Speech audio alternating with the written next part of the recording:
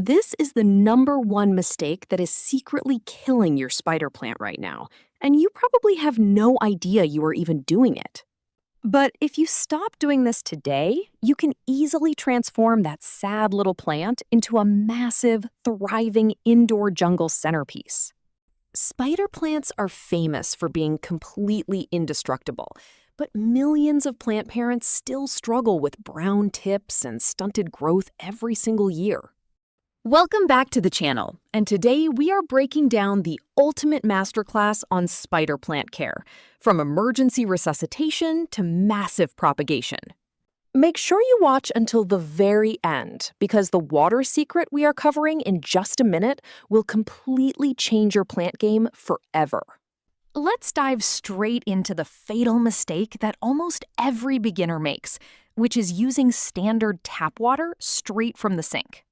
Unlike other hardy houseplants, spider plants are incredibly sensitive to the fluoride, chlorine, and minerals found in city tap water.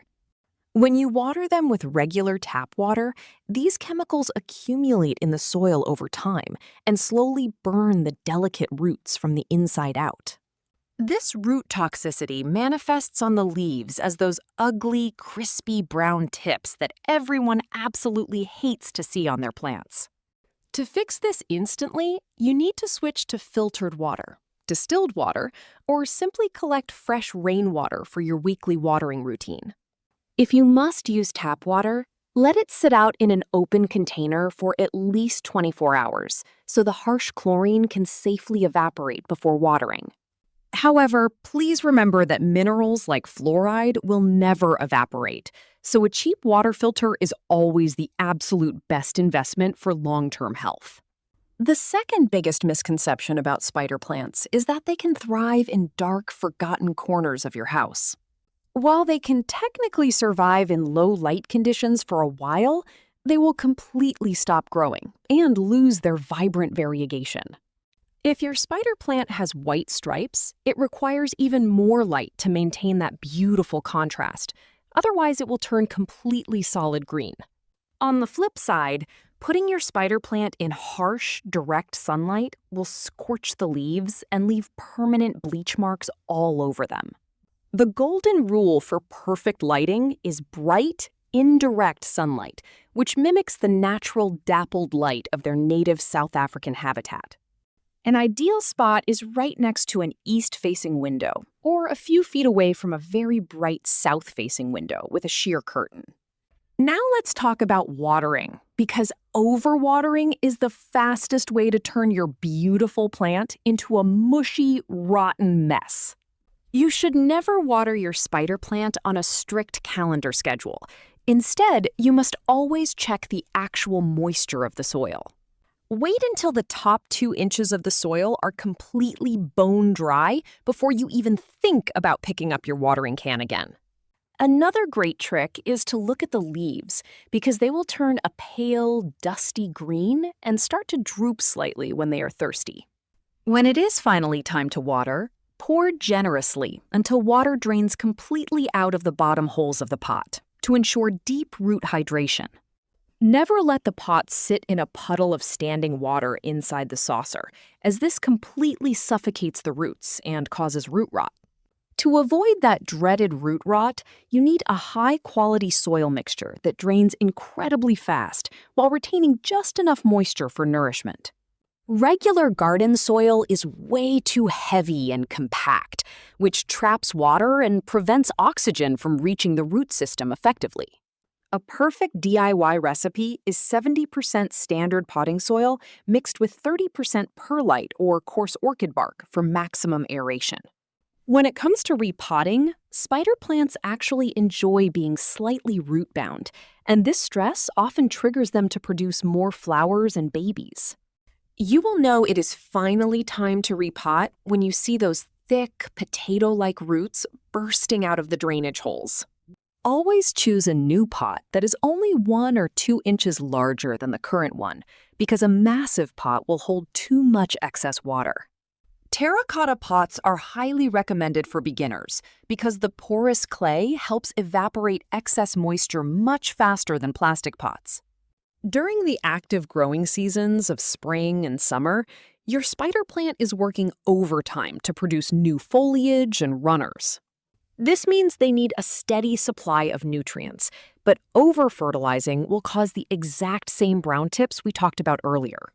Use a balanced, water-soluble liquid fertilizer and dilute it to half the strength recommended on the product bottle. Feed your plant once a month during spring and summer, and completely stop fertilizing during the autumn and winter when the plant goes dormant. If you notice a white crust forming on top of your soil, that is a sign of salt buildup from too much fertilizer and needs to be flushed out immediately. Simply take your plant to the sink and run lukewarm water through the soil for several minutes to wash away all the excess chemicals. Spider plants are incredibly adaptable to indoor temperatures, making them perfect for almost any home or office environment around the world. They thrive best in temperatures between 60 and 80 degrees Fahrenheit, which is roughly 15 to 27 degrees Celsius for my European viewers. Make sure to keep them far away from cold drafts, air conditioning vents, or blasting heaters, as sudden temperature drops will shock the foliage. While they tolerate average home humidity quite well, they absolutely love higher humidity levels and will look much glossier in a humid room. If your home air is incredibly dry during winter, running a humidifier nearby will prevent the leaf tips from drying out. Placing your spider plant in a bright bathroom is also a fantastic option, as the steam from your daily showers creates the perfect tropical microclimate.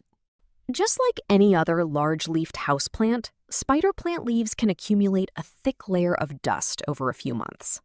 This dust blocks sunlight from reaching the plant cells, which significantly slows down photosynthesis and stunts overall growth. Alternatively, you can put your entire plant in the shower and give it a gentle rinse with lukewarm water to clean all the leaves simultaneously.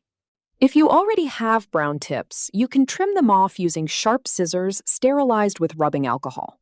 Cut at a sharp angle to mimic the natural pointed shape of the leaf, but leave a tiny sliver of brown so you don't cut into healthy green tissue. Now we arrive at the absolute best part of owning a spider plant, which is propagating the adorable little babies, also known as spiderettes. Once your plant matures, it will send out long, cascading stems that produce tiny white flowers, followed by miniature plant clones. You should wait to propagate these babies until they have developed small, visible bumps or tiny root nubs at their very base. To propagate, simply snip the baby off the long runner wire using clean, sharp pruning shears. Method number 1 is water propagation, where you submerge just the bottom of the baby in a small jar of water while keeping the leaves completely dry. Place the jar in a bright spot, and within 1 to 2 weeks, you will see a massive explosion of beautiful, bright white roots. Once the new roots are at least 2 inches long, you can safely transplant the baby into a small pot with fresh potting mix. Method number 2 is direct soil propagation, which is even easier because you don't even have to cut the baby off the mother plant yet. Simply press the bottom of the attached baby into a small pot of moist soil right next to the mother plant and secure it with a paper clip. Keep the soil consistently moist, and once the baby grows strong, independent roots in a few weeks, you can snip the connecting stem forever. This direct method is highly successful because the baby continues to receive water and nutrients from the mother while developing its own roots. Even with the absolute best care, you might occasionally run into a few common pests, like spider mites, mealybugs, or fungus gnats. Check the undersides of the leaves regularly for web-like structures or tiny cottony spots, which are classic signs of a pest infestation. If you find pests, isolate the plant immediately from the rest of your collection so the bugs don't spread to your other green babies. Treat the entire plant thoroughly with organic neem oil or insecticidal soap, making sure to spray every single nook and cranny. If your leaves are turning completely yellow instead of brown, This is almost always a sign that the soil is staying wet for way too long. Immediately stop watering. Check the drainage holes to see if they are blocked, and move the plant to a brighter spot to help the soil dry out. Remember that consistency is key, and if you simply avoid tap water and heavy soil, your spider plant will live for decades. Now you have all the secret knowledge to grow the biggest, healthiest, and most beautiful spider plants in your entire neighborhood. Drop a comment down below telling me how many spider plant babies your current plant has produced this year, because I love reading your stories. If you found this guide helpful, hit that subscribe button, smash the like sign, and I will see you in the very next plant care video.